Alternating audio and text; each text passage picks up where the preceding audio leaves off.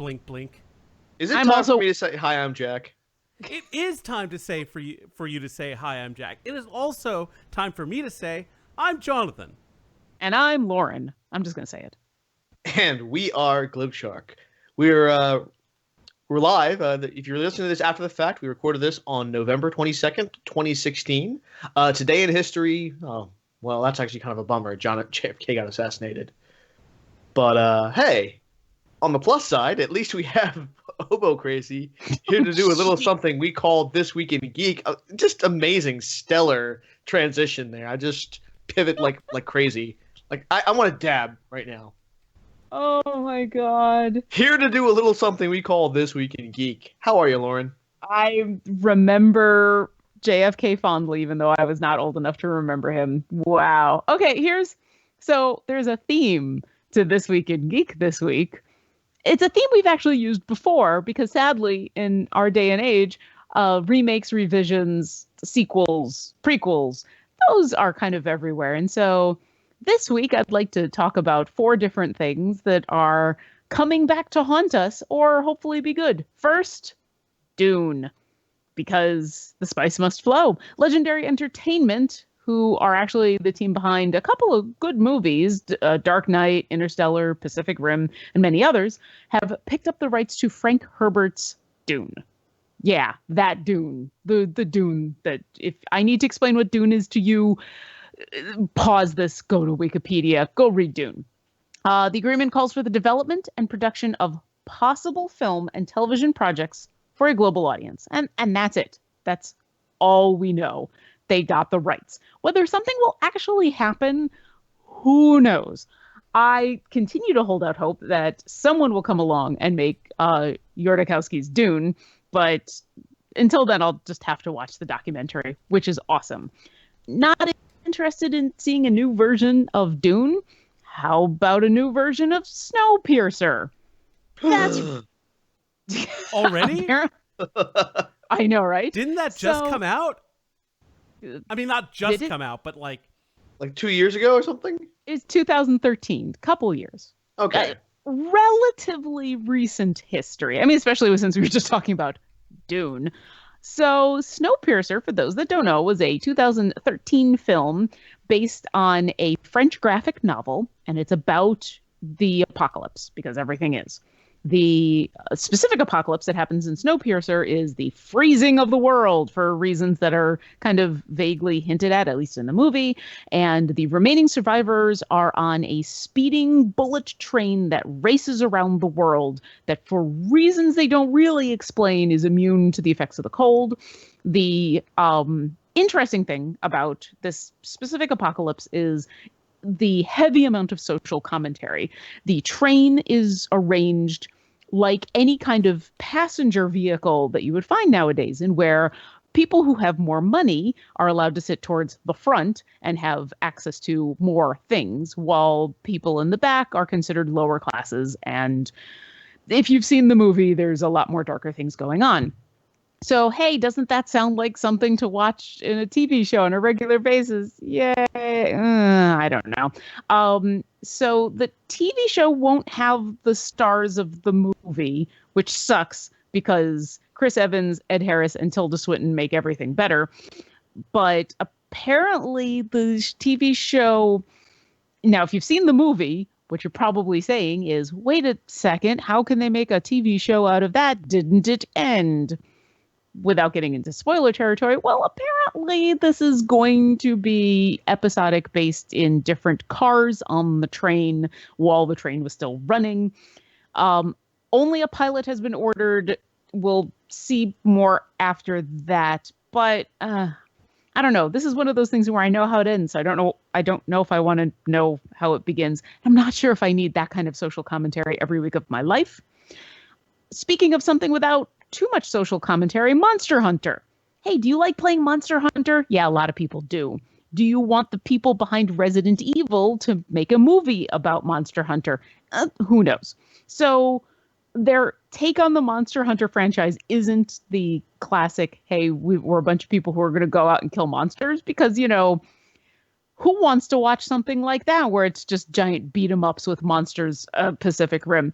But apparently, the Monster Hunter movie is going to be about. So basically, it's an ordinary man in a dead end job in today's world and universe. Is actually the descendant of an ancient hero who must travel to a mystical world to train to become a monster hunter because the monsters have invaded Earth. You know, if it has big monster fights, I'll probably see it, but I don't know. It sounds like it's just going to be a CGI fest. And you know what? If it's pretty, that might be enough. Finally, a movie that was very pretty, that is getting an interesting sequel, I guess you would call it. So, The Dark Crystal. It's probably one of my most favorite Jim Henson movies of all time. We're talking about the 1982 Jim Henson Frank Oz film. If you haven't seen it, you absolutely should. It's some of the best adult-ish stuff I think that the Henson Company ever did with puppets. But, you know, that's just my opinion. It's a gorgeous movie. It's got some amazing scenes in it, some really cool characters. And it ends. It has an ending. You know, it's a self-contained movie. So why not have a 12-issue comic series based on the unused featured script and drawn by artists who have watched the movie that continues the story? Because why not? You can go read the synopsis online, at least of the vague beginning of the story. But it takes place decades after the first film, and it is just kind of a rehash in a weird way. My suggestion, go watch the original movie. The original movie is still fantastic. I have seen it recently. It 100% still holds up. But, you know, graphic novel, at least that might be able to emulate the art style. I'll say that. So that's all for This Week in Geek. I'm Obo Crazy, and the original is always better than the remake. The world is indeed a strange place. If you have a fact you want read, live and on the air, say, for instance, a Monster Rancher movie, you can send it to Lauren at bgg.con, and she'll read it on the show. And while you're at it, go to glibshark.com, the house of all of our contents. You guys know this, who are those of you listening. Dungeons and Dragons and Drunks, classic Jenga Jam interviews, like the one I had with Hannah Hart from My Drunk Kitchen, a.k.a. Harto. Or all-time buttcast. You can see burgeoning Mary Sailor Tweak McDowell and Barbara Dunkelman and all kinds of interesting young people in their nascent heydays. All this available at glibshark.com, the house of all of our content. God, I feel old now. We've been, you know, it's funny you mentioned that, because next week is kind of a milestone for the show. It marks the 10th anniversary of the debut of what was then called Late Night Jenga Jam. That is true. And those are you talking about the episodes? Nope. Or are you talking about episode 1? This episode 1 with, I believe, Big Nice John, John LeBeau, like that aired, I believe, on November 30th of 2006. God damn it, we're old. Yeah, man. Some of us were, I think I was still living in Philly at the time. I was doing like night school and working 2 jobs. And now I'm, you know, working the one job, married with a dog, and living out in the suburbs. 2006, I knew who Luke was, and we'd played some Halo together, but that's about it. I was living in Buffalo. Was it Buffalo, or was I still in Florida at that time? I don't remember. I think you might have been in Buffalo, because I remember hearing about you had that radio gig in Florida. Yes. Yeah. Yeah, so I must have just moved back to Buffalo, living on my own, still poor as shit, still trying to make a living being a musician. So a couple things have changed, but some things are still the same. Roblox, how about you? Yeah, our good friend Roblox. Where was I 10 years ago? Let's see. In 2006, I had just started working at a company in the city. I was well into my second year on a site called redversusblue.com. I'd run into a young man in the bar who loved taking pictures of himself. and throwing himself around a room while he took those pictures by the name of Gavino. Wonder what happened to that kid. Yeah. He seemed like a He good lost kid. in the ether. And let's see. That's what I was doing. And the year after that, I became a mod. There you go. I think the first RVBTO would have happened not the early one that was just basically a fan gathering. The first official one where you bought tickets and Bernie, Gus, and Nico showed up. That one. Right. That one was the one where I remember. I think it was abandoned. It was Ryan who there was a video posted, and this was back when posting videos was a big deal. Of Gus asking if Ryan had been patted down for pastries. Oh, yes. Yeah, Linnea and I went to that first RVBTO. She had come to visit, and we did not stay the whole time. We were there for the afternoon that was the showing and the Q&A and Nico's performance, and then kind of hung out a little bit afterwards. But we didn't end up going to the bar that night. We drove back because we weren't staying in Toronto. She was staying with me. And it was kind of almost a spur of the moment thing. It was like, oh, you're going to be in town. You might as well come into town during this thing and we'll go meet a bunch of Rooster Teeth people. So, yeah. So 10 years ago started a lot of interesting things in our lives. Nostalgia. Yeah. That's crazy. Like, just thinking it back to how much of an impact this show, how this has been like the one constant in my life. Like, I feel like a lot has changed in terms of I've lived in 4 different counties in Pennsylvania in this time. I've probably been 3 or 4 jobs, a couple of relationships, let me think. Oh, 3 of my nieces were born, of the 4 nieces I have were born the time of doing the show. Although I'm trying to remember if we ever had Commissar Litvinoff. I think we must have had him on during one of the RVBTO episodes or something. Yeah, I'm sure he made an appearance. I'm positive. Yeah, I for those who don't know, that Martha wore his hat once. That's then must have. For those of you who are very young, who may have been 6 when when Commissar Litvinoff was a thing. So when RVBTO, the sort of nascent Rooster Teeth community gathering in Toronto, that was fan org driven entirely. There was one of the planners went by had his other alter ego where he put on this sort of military uniform and walked around with this sort of vodka bottle and did a pretty, I would say, excellent, top notch Eastern European accent. I think it was specifically supposed to be Russian. I don't know for sure. Although it might have been Belarusian, because Belarus is. Oh, that's just being Europe/Eastern pedantic. He was a goddamn commie.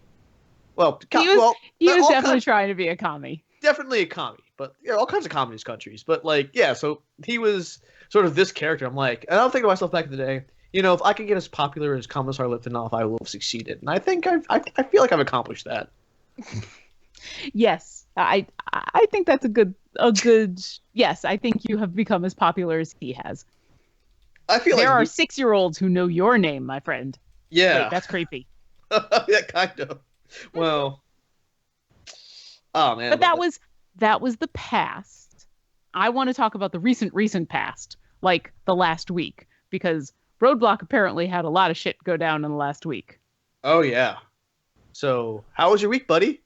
Well, it started off shitty because we elected some goddamn orange-faced buffoon as the president, and that now he's part of the cabal that includes George Washington, Franklin D. Roosevelt, and Barack Obama. But other than that, not too much going on. I'm just kidding. There was a lot going on. Yeah. It was actually this week. I just love how Roblox, what happened to you? And he's just like, fucking American politics happened to me. What happened to you? Yeah. You know what? Ordinarily, this is where I throw in a disclaimer that says the views reflected by Greg Jonathan do not reflect those of the show. They do.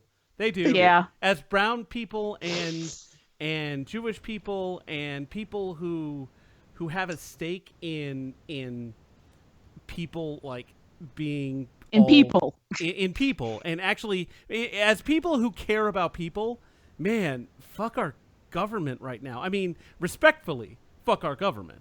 I mean, as a friend of ours said, we got to respect the office, not necessarily the man. So, Mr. President, go fuck yourself.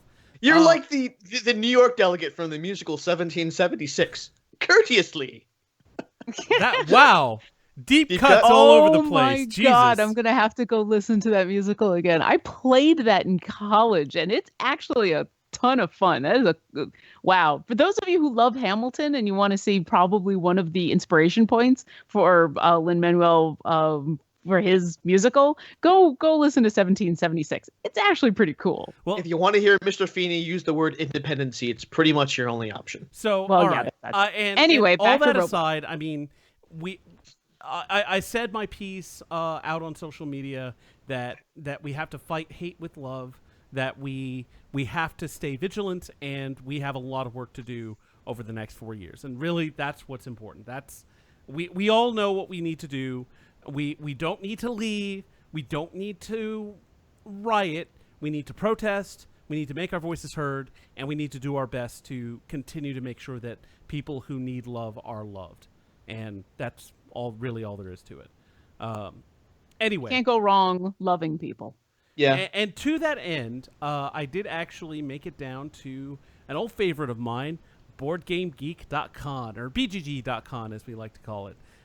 It is a convention in Dallas, and it is the gathering of friends and fans of the website bgg.com, which is pretty much the board game resource. Like, if you have any questions about a board game or want to buy like a board game that is really hard to find, that you can't really find on Amazon, this is the place for it. I've been going, this is probably my 7th or 8th time, I think, going. And it's always a blast. Oddly enough, this year, not as much drinking. And not for reasons that I keep vaguely alluding to. Dun, dun, dun. Maybe it's just, I don't know if it's a non-drinky time, because I find that my alcohol consumption has gone down considerably in the last couple of years. I think it was just my friends who had gone with me, who were like, yeah, we're all going to drink, didn't really drink a whole lot either. And I did get sick on Friday night, so that kind of so the Battling Tops tournament, which is something that's a highlight for me. It is an event that is one of the cornerstones for bgg.con for me personally. I actually didn't participate in this year. I was all dressed, I had my costume, I was ready to go, and I got sick. We had ordered Thai food to have for dinner. That way we wouldn't lose our spot in the gaming hall. We could preserve our table. And I also had some coffee that had been kind of sitting around for a bit, and I downed it really quickly after eating too much Thai food, and I think that's what did me in. I think after that, my stomach just kind of went up in knots, and I just did not feel good. So I went down, I was in full costume, I was ready to do some battling, and in the mask and the heat, I was just like, I just can't do this. It's just not happening for me. So I went ahead and just called it a night, and that pretty much put the kibosh on Friday night stuff. I mean, normally Friday nights where everyone's kind of amped, everyone stays up real late, and it just didn't happen for me this time, just simply because it was I was just out of it. Everyone, my roommates came back to bed or back to the room, and we just went to bed. And even though it was still almost like 12:45 when they showed up, it was still what we consider like an early night. But that was the bad. The rest was really good. I played a lot of pretty interesting games and a bunch of old favorites. I actually did something that I don't normally do. I played with randos. What? We made it a point to play with randos. So someone had said quite fairly that whenever me and my roommates go down to this thing, we all kind of play with each other and not really with anyone else. And I kind of thought about that this time. And I was like, you know what? That's true. We really don't. And sort of the point of this convention is to meet new people and play games with people you wouldn't normally play games with. So that's something that we did. We went ahead and we always, like, if we were playing a 4-player game and there were only 3 of us, we would put up the players wanted sign and try and get more people. And it worked out really well. Like, the randos we played with were pretty good. Pretty good randos. I would like to think that if you're at a convention like this where people are going to sit down and play face to face, the people are going to be on their best behavior. Well, it's sometimes it's not up to them. I mean, there are some really, I mean, you know this. There are some very socially awkward, unintentionally so people, and sometimes you get those as randos. And we just happen not to get any of that. And I mean, some people just can't help it. Some people have issues, are just not as socially developed as other people, and that's, I mean, that happens. Yeah. We deal with it. But I'm just saying that this time the randos that I got were pretty personal, not necessarily too weird, and fun to play with. So it's definitely something we'll be doing again. And we also got to kick off the weekend by going to the Dallas World Aquarium, which was awesome, and the Perot Museum of Nature and Science, which was also awesome. Very cool. So science and board games. Science and board games. So what's some of these new games that you tried out that you were impressed by? The one in particular, which is a game you may see at RTX because it is incredibly easy to teach. It doesn't play very many people. It plays 4 max, but it is a really, really simply put together game. It's called Glux, and it's basically sort of like a combination of Go and like a game like El Grande, where you're putting out stuff and trying to area control places. So it's like an abstract strategy, like area control game, and it's really, really good. Like, we started playing it because we saw that there was going to be a tournament for it at some point in the weekend. So we played it a bunch, and I didn't do well in the tournament. One of my roommates got to the second round and got a free copy. And it worked out really, really well because it was a fun game. Even though, like I said, we didn't do well in the tournament, we made some new friends in said tournament, and we had a lot of fun. And it's definitely a game I'm going to be getting a hold of. Nice. Anything else? There were a bunch of other games that we played that I honestly can't recall at the moment. We played some old favorites like Age of Empires, and it's always a good time when something like that hits the table, or Zolkin, which is another like worker placement game. All of those were a lot of fun. I'd have to say there was a game that I wanted to try called Terraforming Mars, which was kind of one of the new hot games, and I didn't get a chance to play that, which was kind of unfortunate, but oh well. I also got to play a game that I had played a few years ago and haven't played much since, but it's called Viticulture, and it's all about making wine. And it's an absolutely gorgeous game. Like, the art is great. The gameplay is a little too straightforward. Like, there's really only one way to win, but it's still, like, the mechanics of the game and the art of the game are just really, really good. So those were some of my highlights. Yeah, and just, we did get to do the game show, which is something that they do every year. And last year we won. We were the defending champions of the game show. This time the format was a British game show called Pointless, where you are given a category and you have to come up with answers that fit in that category. But answers are ranked by the surveys that were given out, like by the guy running it. So like, he quizzed 100 people these very same categories. They had 100 seconds to write whatever came to their mind down, and then whoever got the most common answers, those are how many points you get for that answer. Like, for example, one of the categories was rivers that are over 1,000 miles or 2,000 miles long, and well, there's only 19 of those, I found out later. So if you said something like the Amazon, you were going to get a lot of points because that a lot of people would say the Amazon.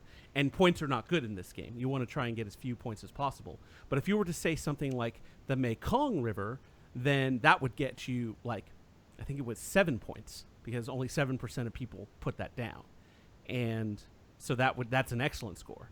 So we had So it's Family Feud if Family Feud used golf rules. Sort of, yeah. It's like reverse Family Feud, and it's last year they did Family Feud. This is actually I like better because when they put up like basically he says, okay, who put down these answers, and you say, ooh, me, and so you say an answer. It's like, okay, I put down the Yellow River, and so he puts it in, and if it's correct, it appears on the giant board for everyone to see, and if it is correct, then it starts counting down. So if you have an answer that you kind of have and are wanting to do well, you're watching it as it decreases in value. So you're kind of rooting for it as it becomes better and better. And you'll often have people go, go, go, go, go, go, woo! And it's a lot of fun. And that's just something you don't get in the Family Feud format. Which I like the Family Feud, but I think I like Pointless better. Nice. And then how did you do? We came in solidly middle of the pack. We were in the top 10 after the second round, but then we had an abysmal third round, and ended up just pretty much right smack in the middle. Yeah, you can't win every year, right? No, and it's pretty unrealistic to expect to win this. It does take not only a working knowledge of the subjects, but you also just have to get lucky. Like last year we got very lucky with the topics we drew, and this year we didn't. Like there was that river question, which we did not do well on. Also a question about the best-selling book series of all time, and we did not do well on that one either.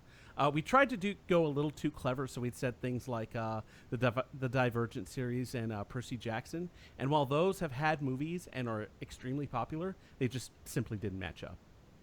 Didn't match up to things like The Babysitter Club or American Girl or the Berenstain Bears, all of which were apparently excellent answers. Okay. Well, to be fair, the Berenstain Bears have a recent resurgence in popularity due to the theory that we're living in a divergent universe where someone has gone back and changed the spelling of that name. You guys familiar with that at all? No, and part of me doesn't want to be, and part of me wants to say, go on. Well, I'll indulge the latter. So basically, there are a whole bunch of people who are convinced that Berenstain used to be spelled with no A in the name, like Berenstein, like Steen or whatever. And as far as I know, it's always been the A, but people are convinced in their minds that someone has gone back and changed it, or we're living in some sort of alternate reality where we're one reality removed from where it was Steen and not Stain. That's solid. That's weird. Yeah, I did look at it up on the big board and think that it was a little strange that it was spelled that way. But honestly, I don't remember how it was spelled when I was a kid. Yeah. So, conspiracy theorists, Infowars, get on that. Actually, Infowars, just die in a fire. Actually, while you're at it. And now all I have in my head is Young Frankenstein is whenever I hear the Stein. Frankenstein, yes, yeah. Frankenstein. Whenever I hear someone do the Steinstein thing, I hear Gene Wilder in my head, and it makes me happy. I miss that. And then you guy. remember that he's dead because fuck 2016. Because fuck 2016. All right, I'm gonna mention this mostly because most of the people that I know are not familiar with Sharon Jones, and so. I'm going to mention her in the context of Sharon Jones just passed away recently. She passed away Friday, so just a couple days ago as of this recording. If you don't know who Sharon Jones is, you really go to YouTube right now and look up Sharon Jones and the Dap Kings. She was an amazing, and this is not usually a genre that I have any knowledge or interest in. She's a soul R&B singer. And the Dap Kings were her. Calling them a backup band does them a disservice, but they were a pair. And she, I found out about Sharon Jones in the whitest way possible. She was a guest on NPR's Wait, Wait, Don't Tell Me, which that is a show is the liberal white news source, is it not? It is, well, NPR is in specific, and Wait, Don't Tell Me is in general. It is, the it is to white people news what pumpkin spice lattes are to white girls. I am unashamed. Some dudes. And some to some dudes. But we're talking in cliches right now. So anyway, I'm listening to this show, and amongst a bunch of different things that they do, they always have a guest on that they interview for a little bit and then play a dumb game with. Their words, dumb game. And a lot of the time, the guests that they have on, I'm only mildly interested in, or I'm interested in, but, so they have this woman on who I've never heard of before. And through the course of this interview, two things become apparent. One, the host of the show who is conducting the interview, this is more than just I'm conducting an interview with a fascinating person. He is a wholesale fan and is almost geeking out at being able to talk with her. And so it's endearing.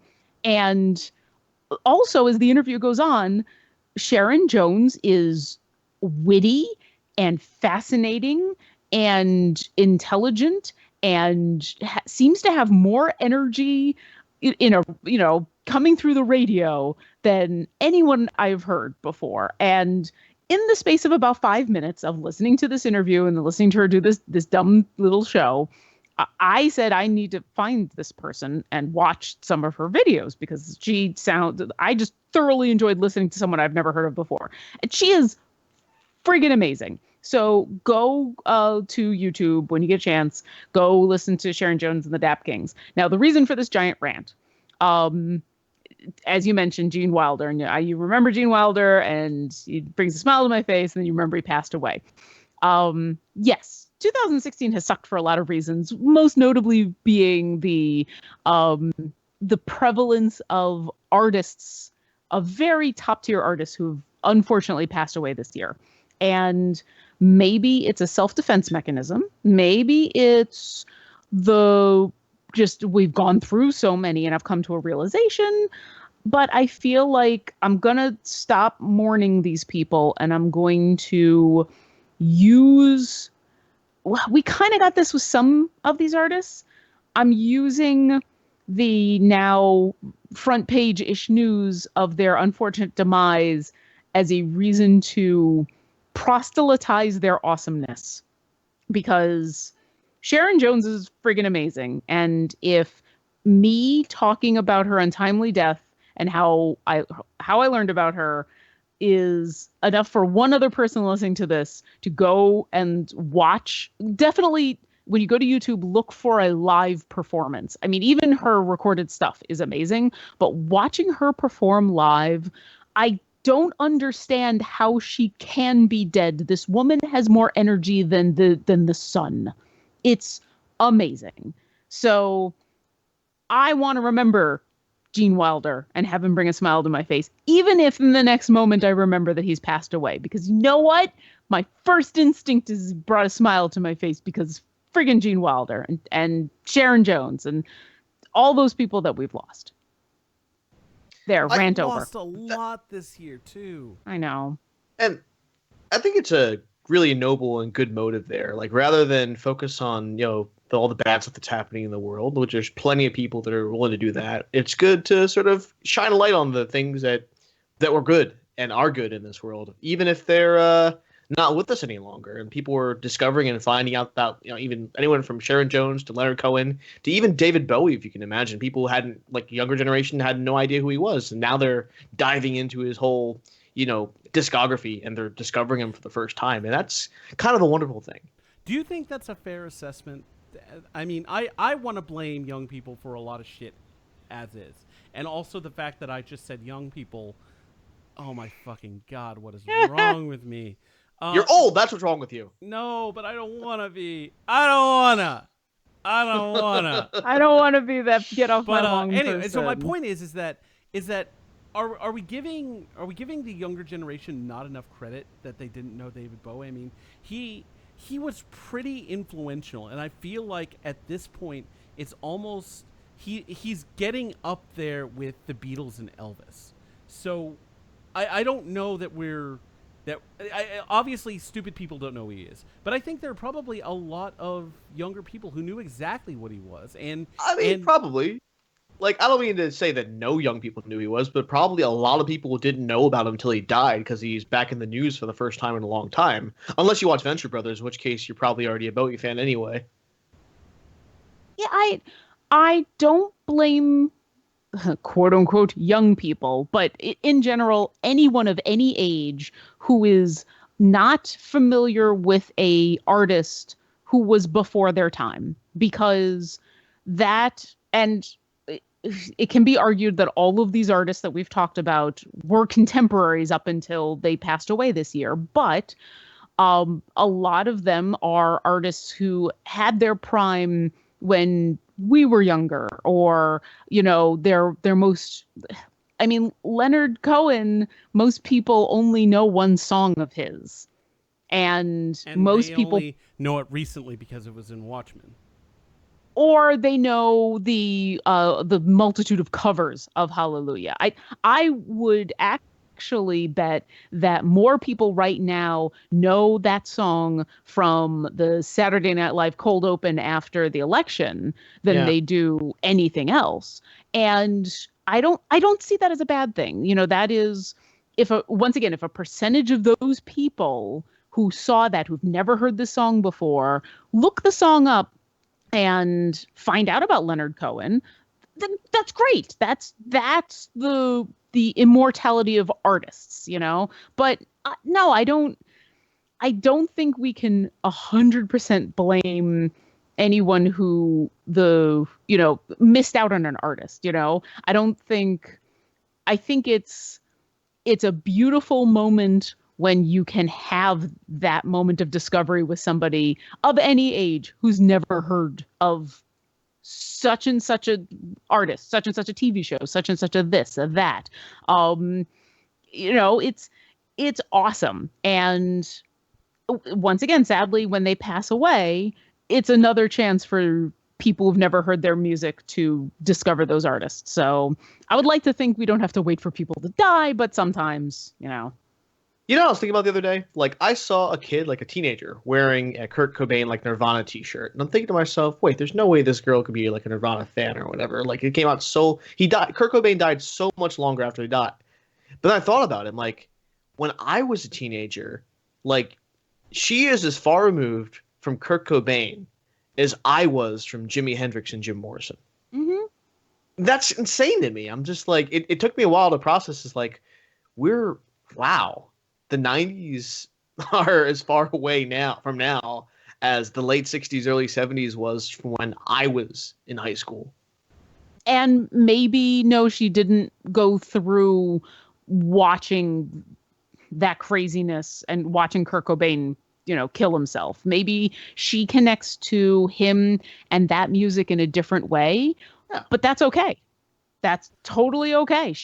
That's the power of art in any form, is how it connects to you on a personal basis. And a lot of that is your experience. And, I could say the same about the Beatles. I was listening to my dad's Beatles albums when I was young, long after there was no, they'd broken up and weren't making anything new. But that doesn't mean that they weren't still interesting and relevant and awesome. And yeah, it's an opportunity for funness. When Gene Wilder died and people who'd only ever seen him as a sarcastic Wonka meme managed to dig a little deeper and learned about this whole pantheon of movies that, I think people younger than us actually have it more difficult to find older media nowadays, because a lot of the stuff that I discovered that was well before my time was because I didn't have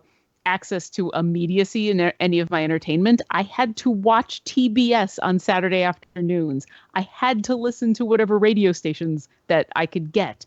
I had to watch whatever movies were available on the TV. And so when Bridge Over the River Kwai was playing and I watched it because it was the only thing on, I would probably have never pulled that up if I was, because I never would have gone looking for that movie. It's at this point old as shit.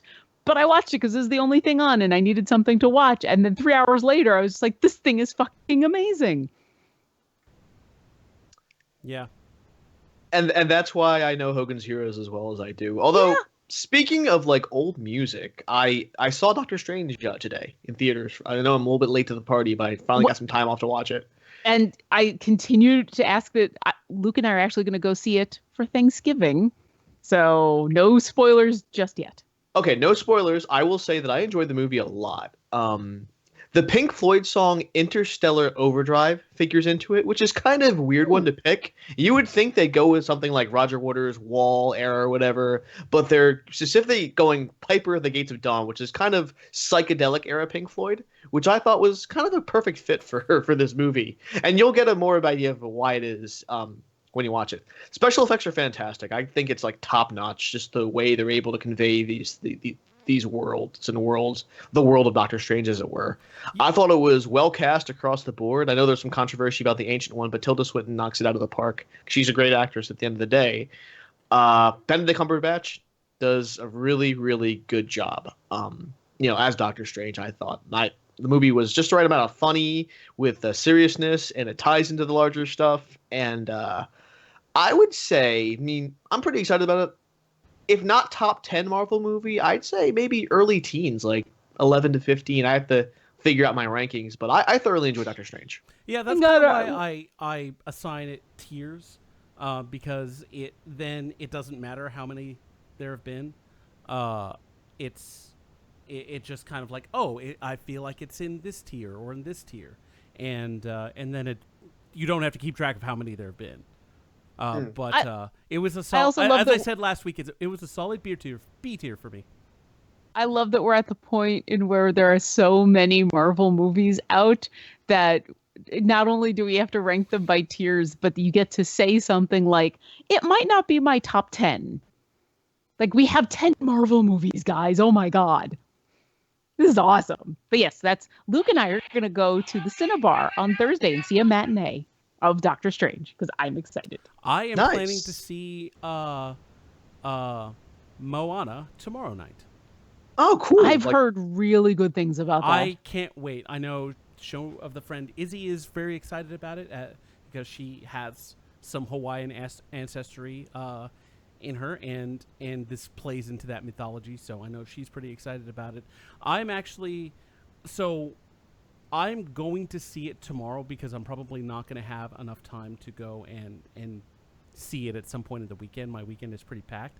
Also, I am taking a guy who sold me a car today he's helping me take my rental down to a different town, and then I'm driving him back to the dealership, and then I'm going to go see the movie at my favorite theater.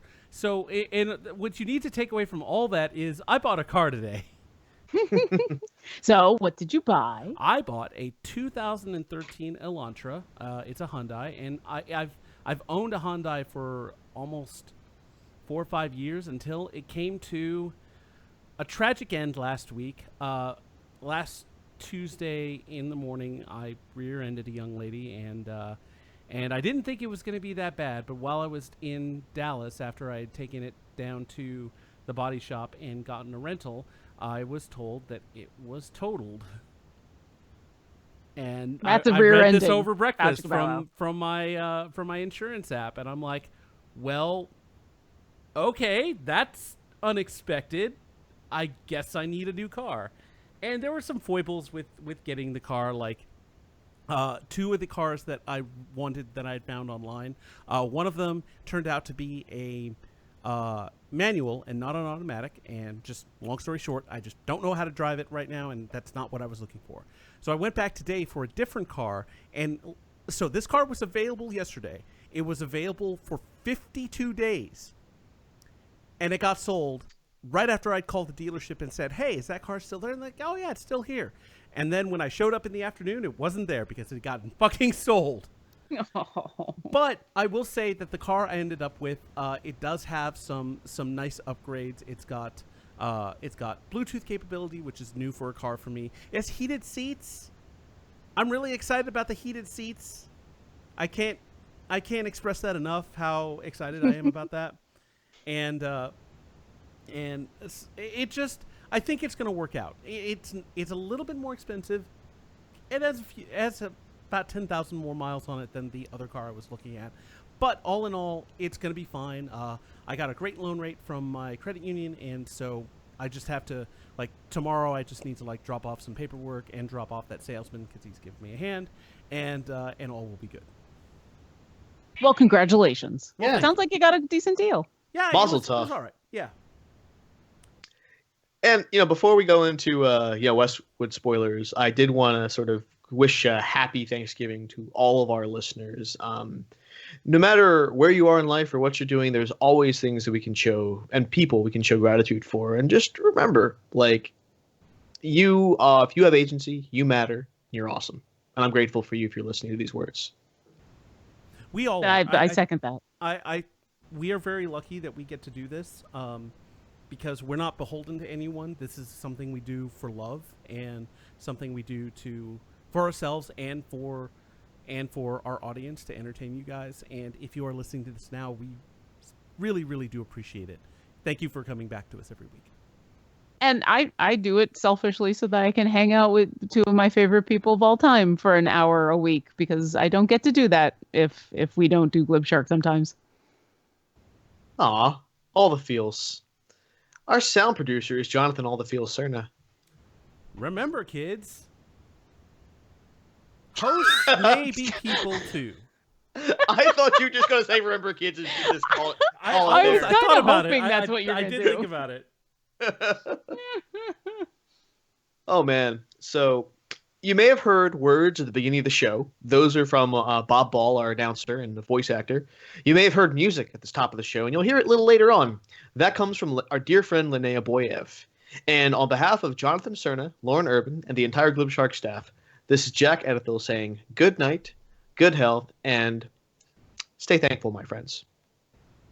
And stick around if you do want to hear a little bit of Westworld spoilers, because we're going to talk a little bit more about Westworld. I am so excited to talk about this, mainly because when I saw your face on video yesterday about what we're about to talk about, that was priceless, and I want to help that face. I want to help that face find joy. Oh, there's joy, but there's issues too. Yes, all right. yes. So we're about to lose Jenga because he doesn't want to be spoiled, which is awesome. So good night, Jenga. Good night. And I have the big spoiler tags over my Destiny gameplay here. Okay. So I guess we'll start with spoilers through episode 8. Yes, so episodes 7 and 8. Let me bring up a little reminder about what those were all about. Let's see. Can we just dive into it while you do that? Because, oh my God. Yeah, absolutely. Okay. Do we want to talk about the good stuff or the bad stuff? Or would you like to talk good or bad first? I really only have one bad. Let's talk episodically. So we're going to start with Trump. Okay. Trump O'Leal, which is the episode 7, which you find out that Teresa, that my husband was correct. Yes. Well, first of all, you find out just that that Teresa and the board are trying to overthrow Ford, and it is in fact Teresa who had set up the satellite uplink that was trying to be sent out. You also see a demonstration of how quote unquote hosts can remember things, specifically with a host named Clementine, who we've all seen and is this exotic looking host. They basically, at the beginning of the episode, they have this deal where they have a technician beat up Clementine, wipe her memory, bring her back online, and then she immediately attacks the technician because she has some sort of memory of him attacking her. The demonstration is then paused, and you find out the technician is actually a host, and that this Clementine host is supposedly uncontrollable, and so they have to put her down. And there's a very, very terrible scene where you see this Clementine host get lobotomized, full blades up the nose, and it's bad. You then Not only do we get to see it, but at that very moment, Maeve happens to be taking a tour, an unauthorized little tour, and she sees it too. right, So and this is Maeve gets after to watch a friend essentially get lobotomized. right, and this is after Maeve has become super smart by having her attributes messed with, and so that affects her. Then we get to the big deal of episode 7 and why it's called Trompe l'Oeil, which I'm sure I'm mispronouncing. So, Trompe l'Oeil is a method by which you can apply paint and an artistic touch to a flat surface to make it seem like it has texture. It's basically used to make something that's kind of boring look kind of cool. Like, oh, there's something interesting going on there, when there really isn't. It's just a flat wall with paint. I personally learned this from a board game about construction, but that title has a lot of meaning to what's going on, because it's kind of referring to the hosts in that demonstration, how they're semblances of life. They're not actually alive. They're just look like they are. Maybe they're have some thought, but we're not sure about that yet. But like they look human, act human, but are in fact not. And that's something that we've known throughout the series. But this episode takes it to a new level, and I'll let you take it from there.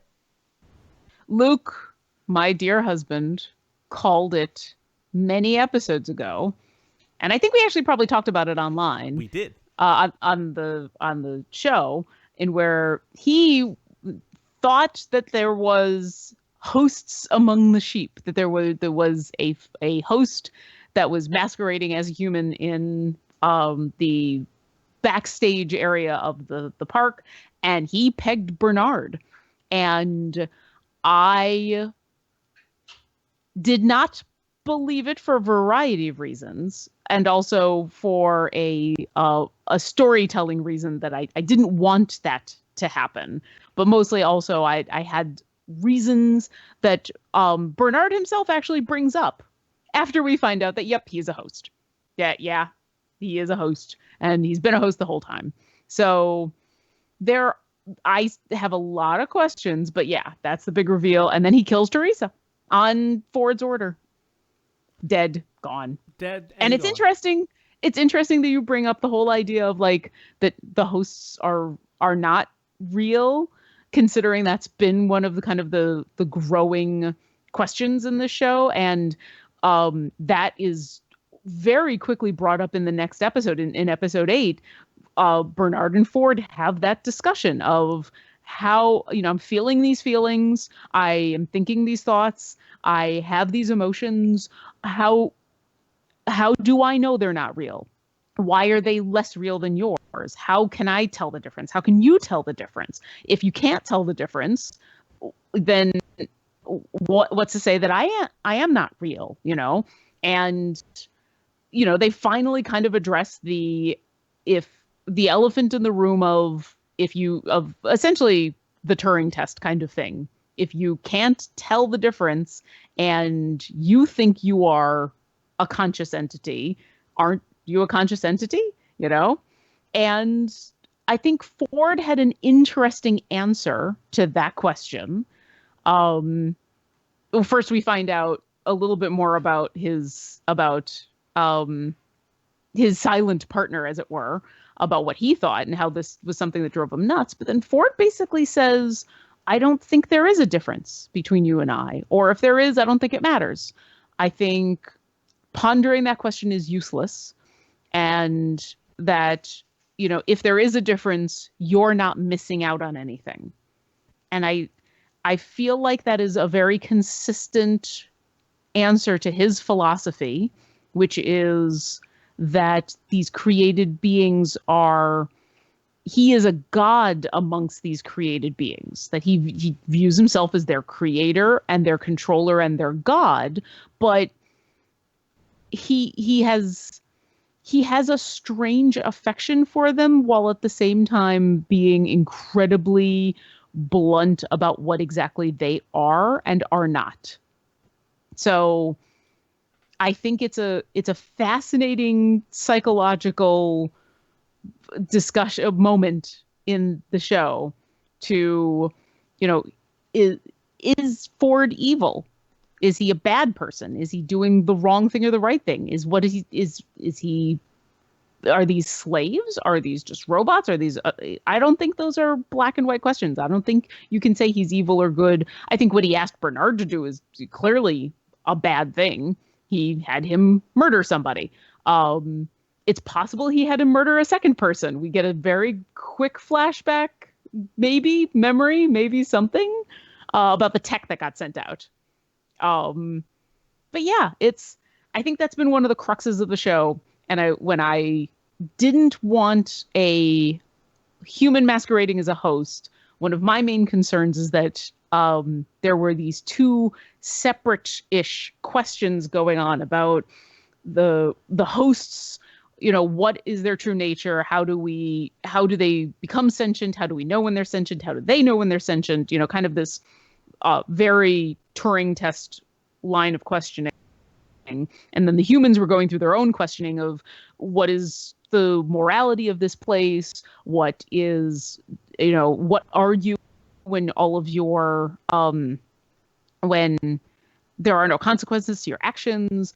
And I was afraid that having a host masquerading as a human would muddy those questions. And they kind of have, but it hasn't been too bad.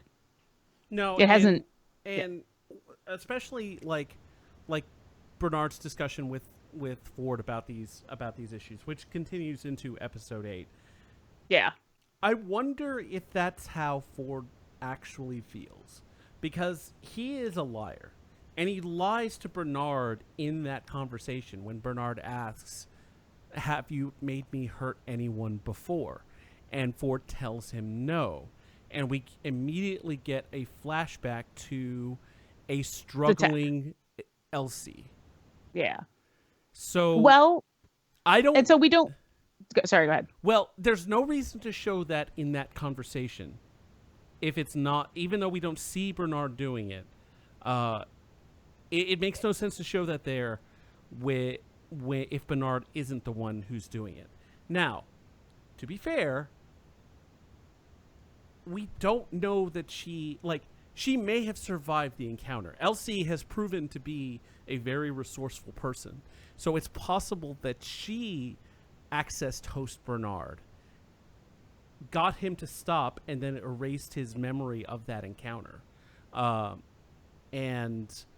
then, or at least of the killing her, or convinced him that he did kill her.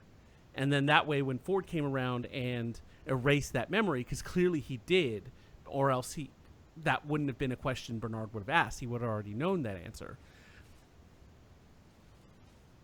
It's very hopeful, and a friend told me that it was wishful thinking, and that's very true. It is, but you gotta wonder, why haven't they shown the entire encounter with Elsie? I mean, we've gotten the part she was nabbed, which is the last we saw of her until episode 8, when we got that brief flashback. I gotta wonder why they're approaching it that way. I mean, we did see Teresa get murdered, and at this point we already know that Bernard's a host. So why not show the entire encounter unless there's something that we shouldn't see until later? And this show has been very good about that for the most part. There's only been a couple of times that I've been annoyed at it, but it's been very good about not presenting you with everything. It allows you to know enough to make the logical leap. And so maybe at this point, unless Elsie is alive and her showing up or her whereabouts are going to be important, I think the show, all we need to know for the show right now is she got taken out. Nobody's going to be looking for her for a while because they think that she's on vacation. And Bernard may think that maybe if he still has a memory of even the flashback, that he had something to do with it. That's the important things until we are told otherwise. So you may be right. I have an interesting theory for you, because you said You started out with Ford as a liar. I think he's a sociopath, but I think if you asked Ford if he has ever in the show outright lied about anything, he would tell you no. And yes, factually, he has told things that are not true. The story that he tells the board member about what happened to, I've just lost her name, the one who just died, Teresa. What happened to her is technically untrue. It's very, whether or not Elsie is alive, Bernard's question was, have I hurt anyone else? And if the flash that we get of him choking out Elsie is true, then he's hurt her even if he didn't kill her. But I would argue Ford, I believe that he believes, because he talks about how the stories that the story of our life, why'd you give me a backstory if these people don't exist? Well, those backstories, those stories that we tell of our lives, those help define us, those help give us meaning, and those are true. Whether they are actually what happened or not is almost irrelevant. And this is Ford's argument. What's the relevant part is that we believe them. And so they give us purpose, agency, whatever. And that's why hosts have these memories of backstories and history. And you hear Ford, especially in the last episode, refer to stories a lot. He says when they're examining Teresa's body, and he tells the line about what actually happened to her that he's giving, he actually says, what a disappointing end to her story. I think he fully believes whatever is the accepted truth, whatever is the believed truth, whatever is the story is true. So when Bernard, if it is true that at some point in the past, Bernard hurt, injured, killed the tech, and Ford comes along and wipes his memory of this, and now Bernard does not remember ever hurting anybody else. In Ford's mind, he's telling the truth when Bernard says, have you ever had me hurt anyone else? Have I ever hurt anyone else? No, because you don't remember hurting anyone else, and so you didn't. I think in a very interesting way, Ford has never lied about anything. He has told stories about stuff, and those stories may not be factually accurate, but in his mind, that's the story, and that's the backstory, and so it's true. I can kind of see that, but it's mostly that I hope that Elsie's okay. But yeah, we've had an amazing couple of episodes.